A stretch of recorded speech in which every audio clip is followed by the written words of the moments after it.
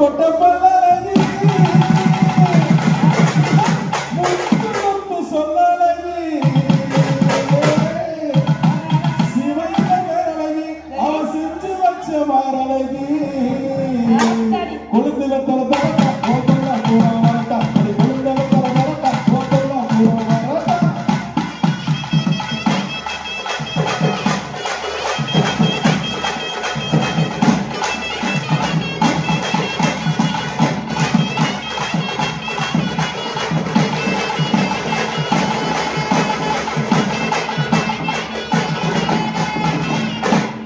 அப்படி அவங்க பாடினாங்க. இதோட பாடிட்டு விட்டுருந்தா நம்ம கூட போயிருக்கலாம். ஆனா அதுக்கடுத்து ஒரு பெரிய தத்துவம் சொல்லுவாங்க. இந்த தத்துவத்துக்கு யாராவது இங்க இருக்கிற விளக்கம் சொன்னீங்கன்னு வச்சுக்கலேன், கண்டிப்பா வந்து இந்த அண்ணன் போட்டுக்கார போல இருக்க கணக்கி உனக்கு தந்துடலாம். கைச்செடி சேர்த்த ஏமா நீங்க வேற ஏ காலி பத்திரி கோலி பத்திரி கப்பல பத்திரி கப்பா ஏ கப்பல பத்திரி கப்பா ஏ கப்பா கப்பா கோலி பத்திரி கப்பா ஏ காலி பத்திரி கப்பா ஏ காலி பத்திரி கப்பா ஏ கோலி பத்திரி கப்பா.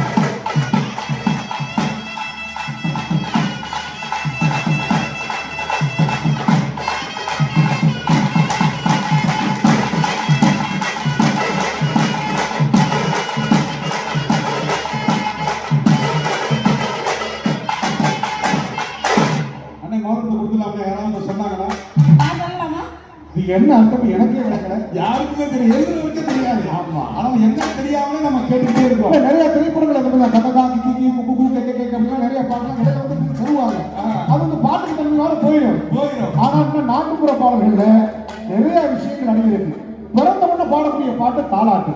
அது சின்ன குழந்தைங்க வந்து எல்லாருக்குமே தெரியும். ஆமா, ஆனா செத்தவன பாடுற பாட்டு ஒப்பாரு. அது செத்தவனுக்கும் தெரியாது, அதுக்கு அப்புறமும் தெரியாது.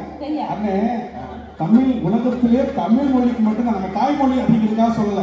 பல்வேறு ஆராய்ச்சியாளர்கள் என்ன சொல்லியிருக்காங்க அப்படின்னா, உலகத்திலே தமிழ் மொழியில மட்டும்தான் பிறந்ததுல இருந்து இறக்குறது வரைக்கும் எல்லா நிகழ்வுகளுக்கும் பாடல்கள். ஆமா ஆமா, பிறந்தா தாலாட்டு, முடியிறப்ப ஒப்பாரியோட தான் முடியும். இடையில ஏகப்பட்ட பாடல் இருக்கு. ஆமா, அப்படின்னு சொல்லிட்டு இப்ப நம்ம விஷயத்துக்கு வந்துருவோம். ரைட், இன்னைக்கு எல்லாருமே செல்போன் வச்சிருக்காங்க. நீங்க சொல்றீங்க எல்லாரும் வச்சிருக்காங்க. ஆமா, 2G 3G 4G அப்புறம் 5G அடுத்து 6G அப்புறம் 7G ரெயின்போ காலனி எல்லாமே வந்துரும். 4G எல்லாமே வந்துறாலும் நேதாஜி பிதாஜி மாதாஜி.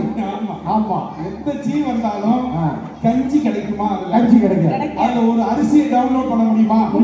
முடியவே முடியாது. ஆமா, இன்னைக்கு சாப்பிட்டோம் இறால், அந்த இறால் உணவு கிடைக்குமா? கண்டிப்பா கிடைக்காது.